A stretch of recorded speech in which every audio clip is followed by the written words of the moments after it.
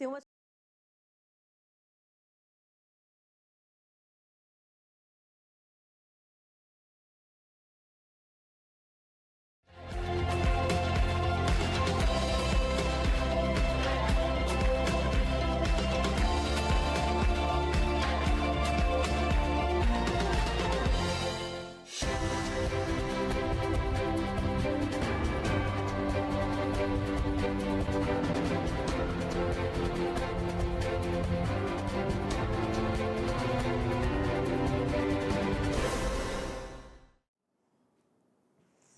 Olá, amadinhos! Sejam bem-vindos a mais uma aula de língua portuguesa conosco, professora Márcia Ramos. Professora Alessandra, tudo bem com vocês? Então, vamos lá para a nossa aula, Alessandra, 35.1, né? Como é que estão os nossos Falaremos meninos. sobre os elementos da narrativa literária. Olha só, grave o nome aí, elementos da narrativa. Beleza? Então, começamos sempre com o texto. Olha aqui o texto, né? A importância do quê? Do hábito de ler. Então, sentadinho. Davi? Concentrado, Davi? Davi tá só aguardando aí o que vem falar a nossa leitura, nosso texto sobre a leitura, né? Então, vejamos aqui. Texto atual. A importância do hábito de ler. E aí, pessoal, conforme eu for fazendo a leitura aqui, vão pontuando aí o que vocês acham importante. Quando você fala desse hábito da leitura, em que nos favorece, né? Existem 3 tipos distintos para compreender a importância do hábito de ler. São eles: ler por prazer, ler para estudar, ler para informar-se. Através dos registros escritos, descobrimos e aprendemos culturas, histórias e hábitos diferentes. Compreendemos a realidade, o sentido real das ideias, vivências, sonhos e etc. Diante do fato, pode-se considerar a leitura como uma das mais importantes tarefas da escola. É importante ressaltar a importância do professor como mediador e estimulador deste hábito. Através da leitura realizada com prazer, é possível desenvolver a imaginação, desenvolvendo a escuta lenta, enriquecendo o vocabulário, envolvendo linguagens direcionadas, etc. A leitura voltada para o estudo é a mais cobrada pelos professores desde o início do ensino fundamental e deve ser suposto do aluno como um fiel hábito. A leitura dinâmica é descontraída e descontraída é uma das melhores formas de adquirir informações. O ideal é que se aprenda a ler textos informativos, artigos científicos, livros didáticos, paradidáticos e etc. Então, vamos falar um pouquinho dessa questão da leitura. Quando você vai fazer qualquer apresentação, vamos supor, pode ser na disciplina de história, de geografia, qualquer outro componente curricular, é necessário a leitura. Se você tem aquele hábito de ler sempre, você terá facilidade de fazer a interpretação, de compreender melhor o que está pedindo. Exatamente, olha só. Quando você não leu, você tem um trabalho a ser apresentado, mas você não teve tempo, não conseguiu fazer a leitura. Aí você vai lá para frente da turma, pega o seu caderno, ou até mesmo hoje o celular, e aí você lê. Percebe que você não conseguiu apresentar o trabalho e sim fazer a leitura daquilo que você deveria ter se preparado. Esta leitura que você faz, pessoal, como é que ela funciona? Você ler por ler só para cumprir uma tabela, né? Porque você tinha que apresentar o seu trabalho, ou você lê naquele momento e você consegue explicar com suas próprias palavras. Eu coloquei esse exemplo porque é o que muito acontece em sala. Nossa, não deu tempo a gente sentar para apresentar, para estudar, né? E aí cada um pega o seu celular ou pega o seu caderno. Professor, eu vou apresentar. E quando você faz uma leitura daquele material, ali de última hora, você não está apresentando, você só está lendo. E essa sua leitura, ela não é uma leitura assim, você percebe que ele estudou. Não, ela é ler por ler. Só para dizer, professor, eu já terminei. Exato, né? é bem assim. E quando nós falamos de leitura, o que você entende? Uma leitura com prazer, uma leitura objetiva, que você realmente necessita daquele material para você dar uma boa explicação para a sua turma, para o seu professor, percebe a diferença? Então a leitura ela é essencial, não apenas em língua portuguesa, mas também em todas as áreas do seu conhecimento. Verdade. Então vamos dando sequência aqui, tá certo? Vamos para mais informações. Aí tem um questionamento. O que é literatura? Literatura é a arte de escrever. A literatura é uma arte que tem como matéria-prima a palavra. Por isso, ela trabalha com os sentidos, os sons, o poder da sugestão das palavras. Então, aqui nós temos uma imagem, vamos dizer assim, um texto imagético. Cada um vai ter uma interpretação, tá certo? Aqui você está vendo um livro aberto, não é isso? Tem algumas escritas, mas nas duas, né? Vamos dizer, na aba do livro, nós temos o quê? Uma árvore. Duas árvores dentro do livro, representando o quê?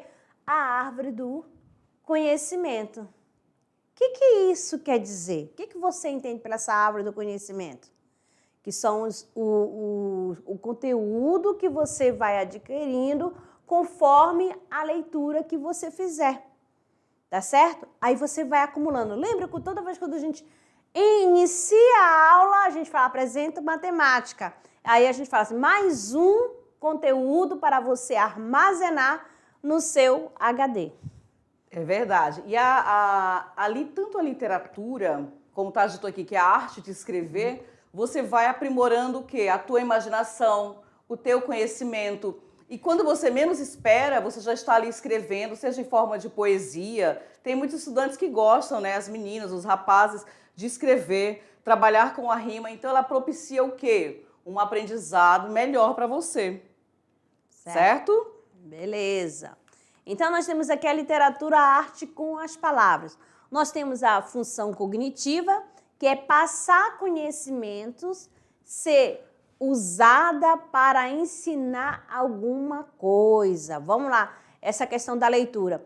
Quando você vai estudar, né, a matemática, para interpretar lá o enunciado da questão, é necessário primeiro, né, a professora ter explicado o conteúdo. Aí, quando você vai lá para fazer as atividades, resolver, é necessário o seu conhecimento básico.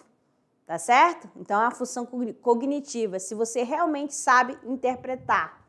Você vai interpretar se é uma divisão, se é uma multiplicação e assim sucessivamente. Isso mesmo. E aí acontece assim, gente, olha, às vezes você sabe toda a fórmula e fala, professora, mas eu não consigo acertar no exercício. Porque você precisa, como a professora Márcia colocou, fazer aquela leitura do enunciado. E aí entra essa função cognitiva, passar o conhecimento, ser usada para ensinar alguma coisa, tá? A função estética, ela existe para ser admirada porque é bela. Exatamente. Aqui quando vocês vão estudar, lá na parte, já puxando para a nossa área de conhecimento, vamos lá. A função estética, você já sabe a estrutura de um soneto, pronto. Você Exatamente. vai conhecer também quando que é uma receita culinária, um texto, né? Isso tudo aqui você vai conhecer, saber diferenciar um conto de fada para uma poesia. Isso você já sabe pela estética, ou seja, pela estrutura. A função catártica libera sentimentos através da literatura. Exatamente. Agora, a função político-social, né? Interfere na sociedade, tem a opinião de pessoas, é engajada, comprometida com a defesa de certas ideias políticas. Isso você já vai entender, você vai ler um artigo, você vai saber do que se trata, né? O artigo, vamos dizer, um artigo de opinião, tá? Determinado assunto. O que está acontecendo sobre essa questão da preservação do meio ambiente, essas queimadas, o que está acontecendo da questão da...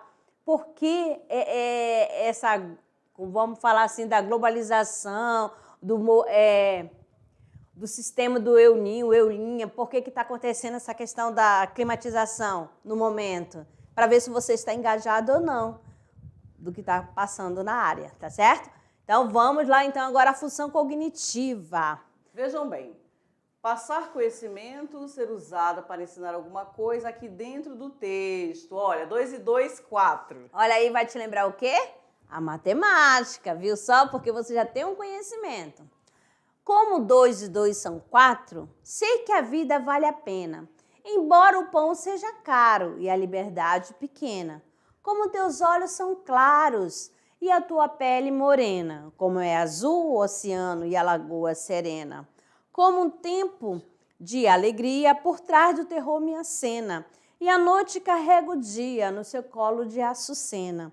Sei que 2 e 2 são 4, sei que a vida vale a pena, mesmo que o pão seja caro e a liberdade pequena. Ferreira Goulart. Olha o que dá para a gente trabalhar aqui, pessoal. Quando você começa 2 e 2, 4. Como 2 e 2 são 4, e aí ele vem, sei que a vida vale a pena, embora o pão seja caro. Vocês percebem aqui que as rimas foram trabalhadas? Olha a sonoridade do texto. Quando eu digo liberdade pequena e tua pele morena. E vale a pena. Vai seguindo, né, a terminação de cada palavra. Aí você vai fazendo aquela combinação de quê? De sons, né? Alegria, dia, açucena, acena, serena, tá certo? 4 com caro, né? Claro, caro e assim sucessivamente. Agora a função estética, né? Existe para ser admirada porque é bela. Aqui nós temos um poema, né? Parnasiano de Olavo Bilac, né? Profissão de fé. Invejo ouvires quando escrevo, imito o amor, com que ele, em ouro, o alto relevo, faz de uma flor. Por isso, corre por servir-me, sobre o papel, a pena como em prata firme, corre o cinzel. Torce, aprimora, alteia, lima, a frase e, enfim, no verso de ouro engasta a rima, como um rubim. Quero que a estrofe cristalina, dobrada ao jeito, do ouvir saia da oficina sem defeito. Assim procedo, minha pena. Segue esta norma, por te servir, deusa serena, serena forma. Então, Olavo Bilac, né? Olavo Bilac. Aqui você percebe, né? Se ainda há pouco a gente leu Ferreira Goulart, tá certo? E algumas palavras que estavam lá presentes no texto de Ferreira Goulart tem aqui no poema Parnasiano, tá certo? E aqui, só passando um pouquinho da informação, que vai ter uma aula exclusiva para falar, né, desse movimento parnasiano, que eles tinham uma preocupação, ou seja, com a forma, a preocupação de procurar palavras, né, mais rebuscada para sair perfeito na construção do seu poema, né? O invejo orives quer dizer o quê? Aquela pessoa que pega uma joia, uma pedra e vai lapidando até ela ficar perfeita. Então, o poema aqui também é aquela preocupação, ou seja, com a estrutura, com a forma, com perfeccionismo. Então, vamos observando aí. Vou-me embora para Passárgada. Então, aqui nós temos a função catártica que nós falamos, que é aquela que vai falar sobre os sentimentos. Ela libera sentimentos através da literatura, né? Vou-me embora para Passárgada. Lá sou amigo do rei. Lá tenho a mulher que eu quero, na cama que escolherei. Vou-me embora para Passárgada. Vou-me embora para Passárgada. Aqui eu não sou feliz. Lá a existência é uma aventura, de tal modo inconsequente que Joana, a louca da Espanha, rainha e falsa demente, vem a ser contraparente. Então, aqui você percebe que Manuel Bandeira está liberando o sentimento dele, que a atenção que ele tem é tipo um desabafo, que ele vai embora, vai deixar tudo. Vamos embora para Passárgada.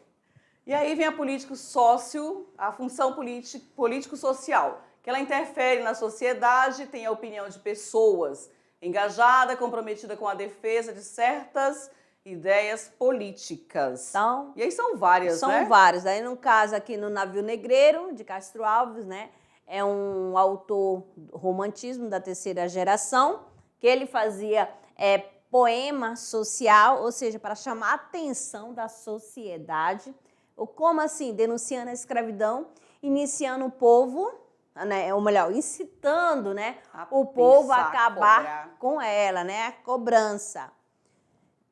Aí nós temos também o romance O Cortiço, de Aloysio Azevedo, que vem apontando a miséria material e moral dos moradores desse tipo de habitação. Quando nós chegarmos lá, vocês irão perceber exatamente assim, qual é a ideia que eu tenho do cortiço.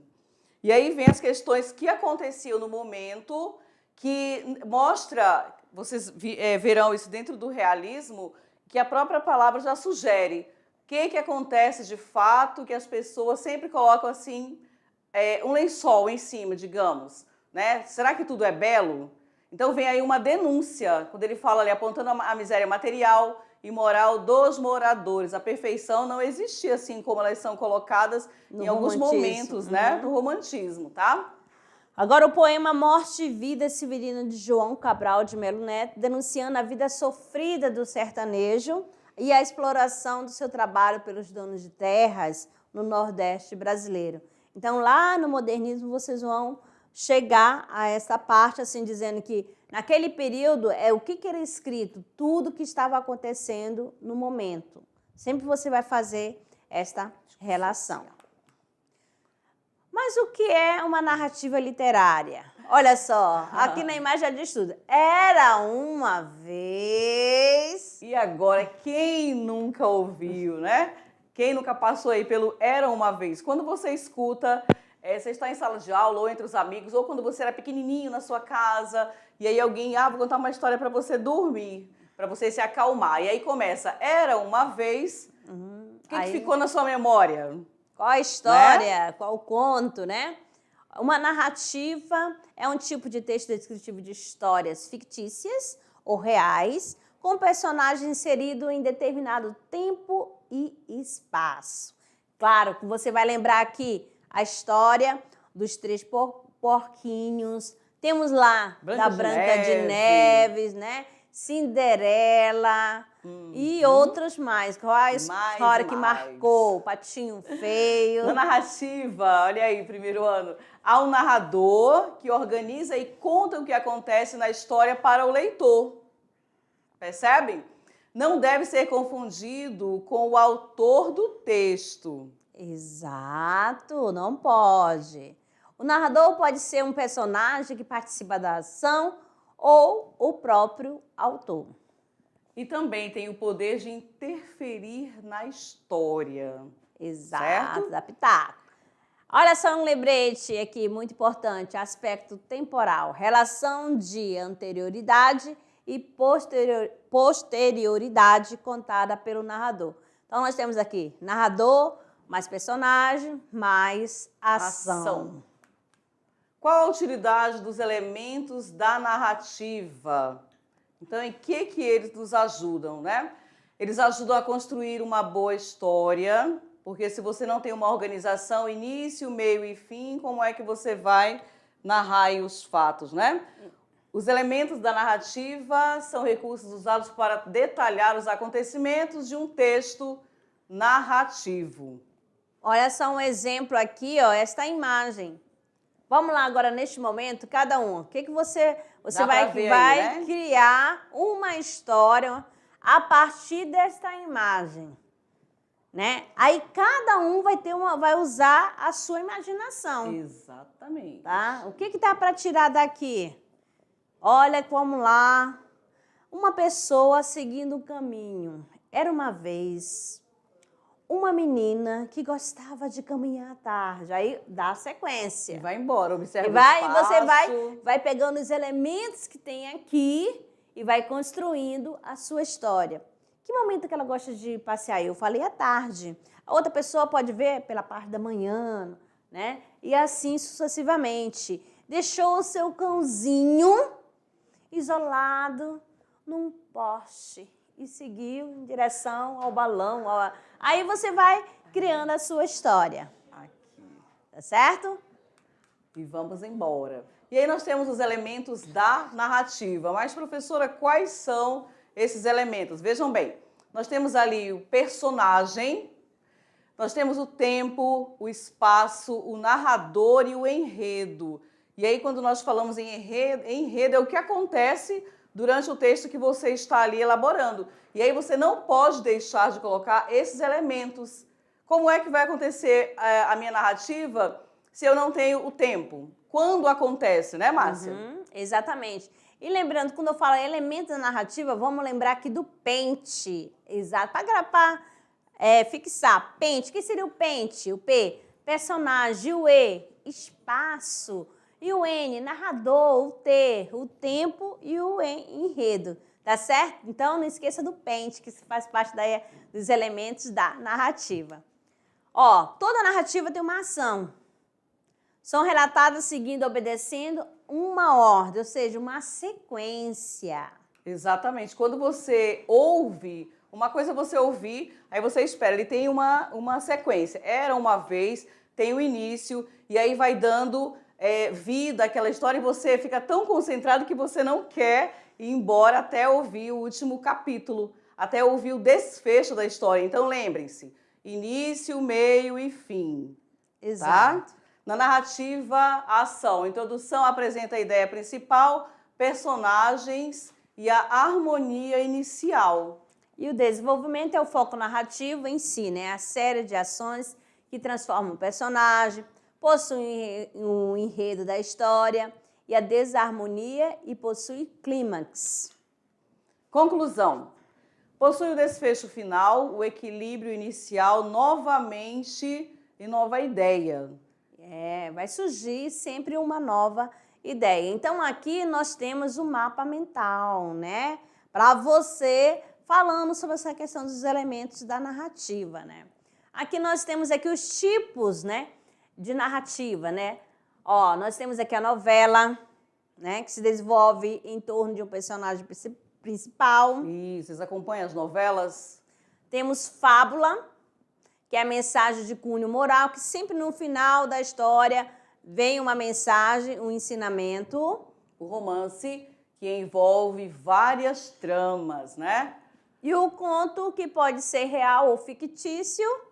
E a crônica, que é um fato do cotidiano, é uma narrativa breve. Isso, então vocês façam as anotações de vocês aí para esses pontos aqui que são os tipos. E aí depois o que é? Não, o que é uma narração, né? Relato é? feito por alguém ou algo de uma sequência de acontecimentos. Quais são os elementos da narrativa? Já falamos aqui, vamos reforçar para vocês. Então, nós temos aqui o narrador, quem é? Determina o foco narrativo, né? Na perspectiva da história. E olha ele pode ser quem? Olha só, o narrador personagem, quando ele faz parte da história. Ele pode ser só um narrador observador, que, como diz assim, apenas observa. Só observa. E o narrador onisciente, né, que conhece toda a história. Isso. E aí, além do narrador, pessoal, nós também temos os personagens. Então, vejam, dentro de uma história, eu vou ter os principais, que também são conhecidos como os protagonistas. Tudo gira em torno ali desses componentes, né? Os secundários ou coadjuvantes.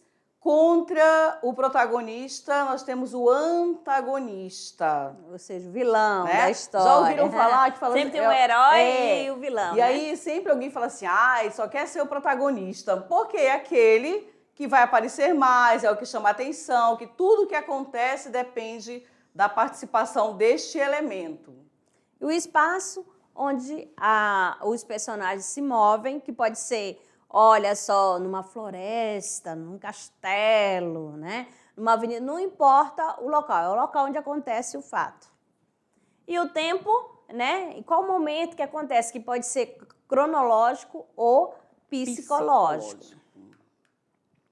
Olha aqui, aí. né? Agora vamos conhecer um pouquinho, né, de cada narrativa. Aqui o texto literário, invenção do abraço. Há abraços longos e curtos, magros, gordos, abraços brancos e negros, de velhos, de criança, abraços de homens e de mulheres, abraços e braços, até que um dia alguém deu um passo, diminuiu o espaço e fez do braço um laço. Foi um sucesso, virou moda. E hoje, até na hora do fracasso, se há braço, há abraço. Então, aqui é uma poesia, né, de Ricardo Silvestrin. Tudo é invenção. E aqui, olha só, qual a invenção do quê? Do abraço. Quem que não gosta de ser abraçada? Pois é, tanto no momento de alegria quanto de tristeza, né? E aí na sala, tem alguém que não gosta de abraço? Ou tem aquele que chega e sai abraçando todo mundo? Tem quem gosta e quem não gosta, né? Um texto literário, pessoal, é uma construção textual de acordo com as normas da literatura, com objetivos e características próprias, como uma linguagem elaborada de forma a causar emoções no leitor, tá? Então, esse texto aqui, a invenção do abraço, ela causou alguma lembrança, algum sentimento em vocês? Ah, eu adoro um abraço, eu ainda não gosto de abraço não, né? E aí fala todo tipo de abraço, todas as pessoas, independente de qualquer situação. Agora, texto literário preocupa-se mais com a linguagem, não com a informação. Geralmente tem caráter ficcional, voltando-se ao imaginário. Então, aqui nós temos, né, um trechinho ali do cartaz do Harry Potter, do filme. Olha só para chamar a atenção do leitor, né? O outdoor. Aí, nós temos aqui o primeiro livro de Harry Potter, a Pedra Filosofal. Aqui nós temos aqui, Amadinho, com certeza vocês sabem os nomes, pronunciar melhor do que eu, mas vamos lá. Relata seu primeiro ano na escola, local onde existia um internato de magia para bruxos, e lá se envolveu com o esporte quadribol. Durante o primeiro ano, Voldemort, o bruxo, se empenha para adquirir a pedra filosofal que Harry tenta protegê-la, tá? Esse aqui é de um filme já um pouquinho antigo, mas aqui sempre aí em evidência, né? É de caráter ficcional. É claro que aqui dali não é verdade, né? É uma coisa inventada. Mas aí você viaja, viaja na história. Exemplo de texto do gênero narrativo. A rã e o boi. Uma rã estava no prado, olhando um boi, e sentiu tal inveja do tamanho dele que começou a inflar para ficar maior. Então, outra rã chegou e perguntou se o boi era o maior dos dois. A primeira respondeu que não e se esforçou para inflar mais. Depois repetiu a pergunta: quem é maior agora? A outra rã respondeu: o boi. A rã ficou furiosa e tentou ficar maior, inflando mais e mais, até que arrebentou. Então, aqui nós temos uma fábula, né? Aqui presente, sempre, né? Que termina com uma moral. Vai ter uma moral, um ensinamento. Ó, quem tenta parecer maior do que é, se arrebenta. Então, aqui é a fábula. Quando você vê um texto, né, no final, passando ensinamento, uma moral, já sabe que é fábula. O que ele vai fazer uso? De animais, né, de seres inanimados, né? Beleza? Então, o narrador decidiu contar a história com diálogo direto. O conto. O conto é um dos gêneros narrativos mais comuns na tradição literária brasileira. Subcategorias desse gênero, entre os quais estão o conto de fadas ou o conto fantástico.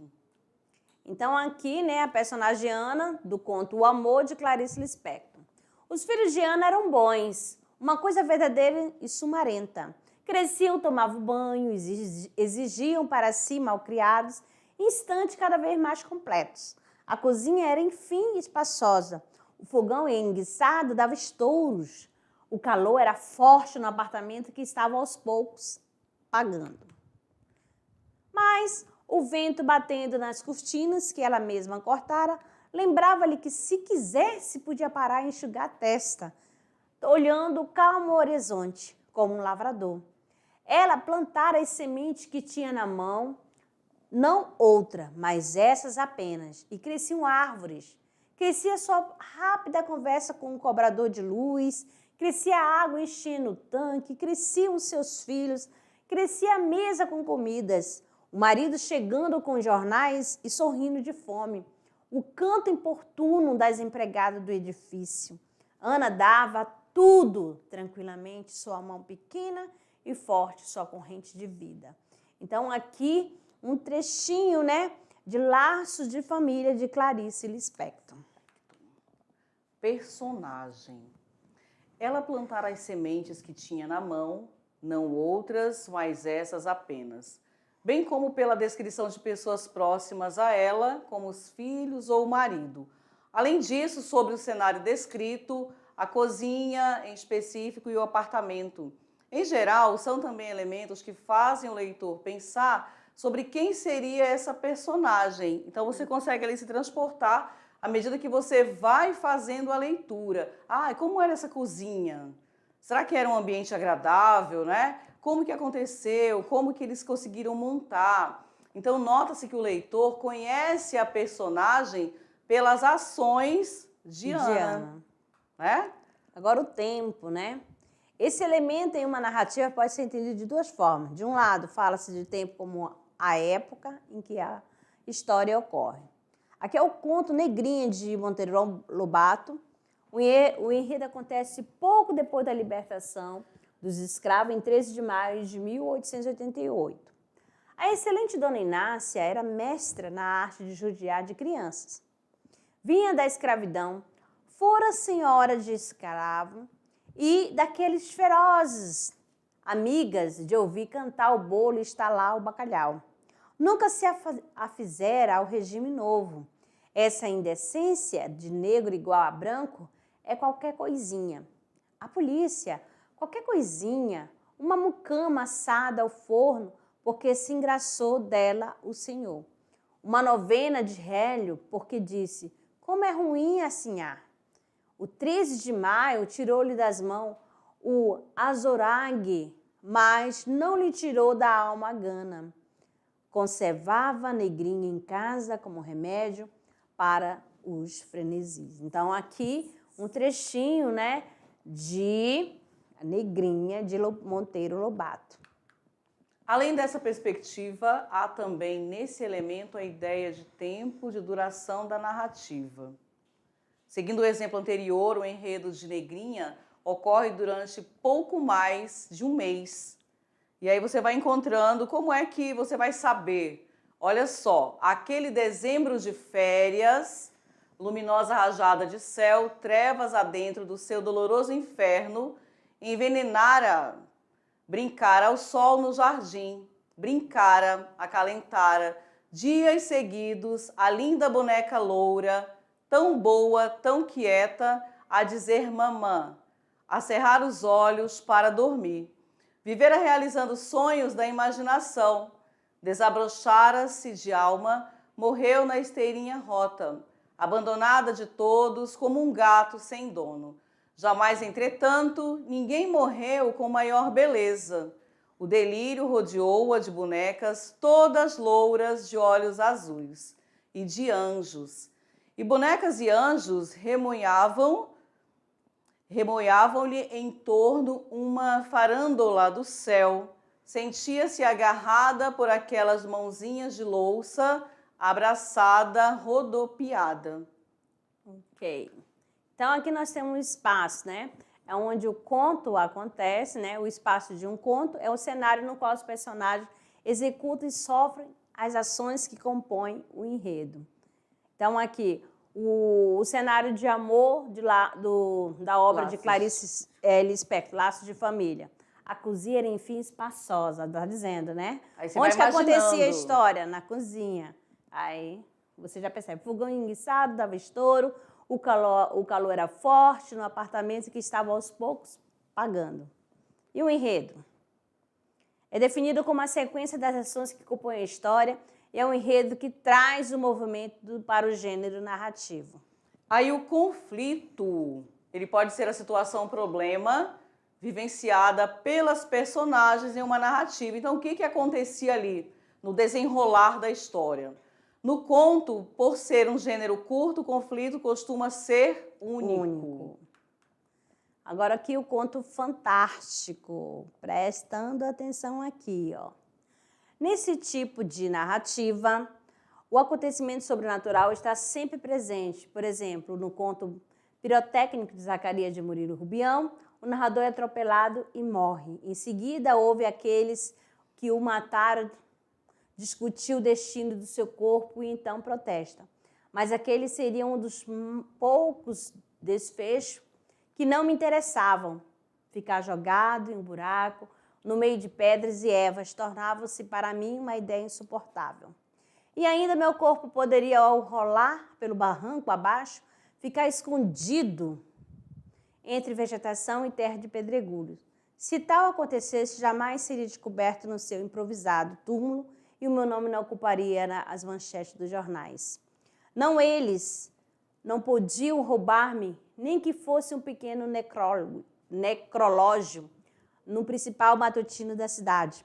Precisava agir rápido e decidido. Alto lá, também quero ser ouvida. Então, aqui sabe-se que é impossível alguém morrer e em seguida protestar sobre qualquer coisa. Por isso é possível considerar essa narrativa como um conto fantástico. Olha aqui, o que vocês, observando daí, percebem, relembram? Olha, os contos de fadas. São gêneros medievais, narrativa que tem personagens folclóricos como fadas, gnomos, animais personificados, né? Toma ali aquela forma de pessoas, né? Aquela forma humana. Olha a Bela e a Fera. E aí nós temos a Branca de Neve. Alice no País das Maravilhas. A Branca de Neve já com o seu... Sete anões e o seu príncipe encantado. Né? Então são vários, pessoal, os personagens que vocês devem, com certeza, 1, 2 ou 3 vezes ter escutado aí de alguém. Mas atenção, olha só, vamos aqui, vamos ver se você, né, relacionado ao que a gente trabalhou na aula, os tipos de cantigas, Não. Será? Não, gente, os agora, contos de fadas. Conto de fadas, tá os bom? Contos de fadas. Um pode estar um pouquinho relacionado ao outro, mas, na verdade, pessoal, nós podemos colocar com vocês qual seria o nosso combinado. Colocar alguns contos e algumas histórias mais da atualidade e perceber se vocês conseguiram identificar o que é o conto de fada, quais são os elementos que eu tenho para compor esse conto. Né? Os gnomos, as fadas, os heróis, será que os heróis da atualidade apareceriam? Mas caminhou ali a cantiga de amor, cantiga de amigo, que vai ser um outro momento ainda. E é mais verídico, né? É mais real. Quando você fala em conto de fada, vocês já viram um gnomo? Né? Conhece os 7 anões? As fadas. As fadas. As bruxas. Conhece as bruxas? Então, assim, fica muito no nosso imaginário. Beleza? Então, amados, ficamos por aqui. Daqui a pouco a gente volta com a nossa revisão. Até lá. Tchau.